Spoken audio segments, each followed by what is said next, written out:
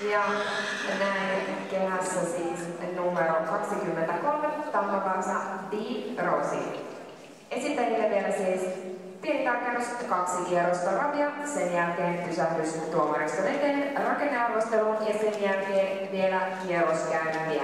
Sen jälkeen poistutaan tuolta toisesta päädystä enää tuonne käsihevosalueelle.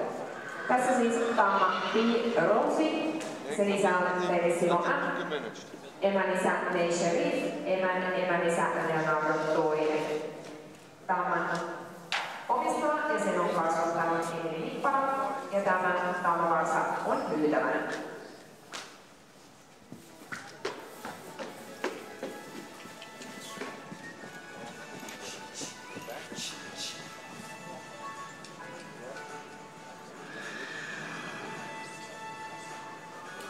Ja tästä valosta kerrotaan täällä, että se ravaa hyvin rytmikkäästi. Se on ehkä mahdollisuus väsynyt tänään.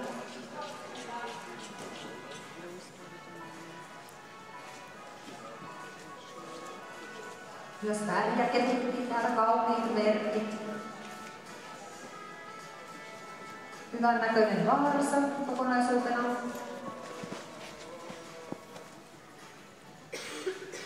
Hyvä kaulainen ja kaulan liittyvä.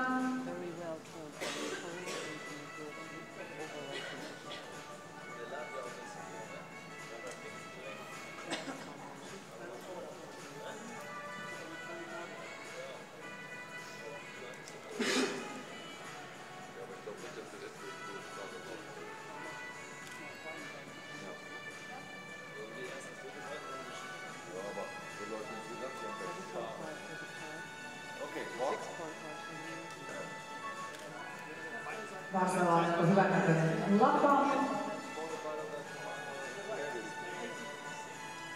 Ja rakenne on korrekti. Siellä lavassa on myös oikein hyvässä kunnossa.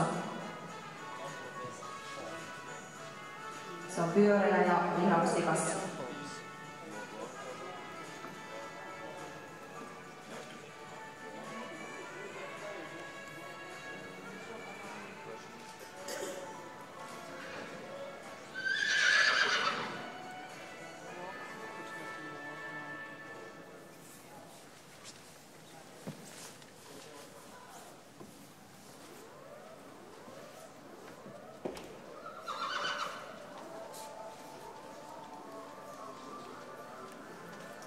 Kokonaisuutena on kaunis, korrekti tyyppi ja erikoinen, kaunis väritys myös.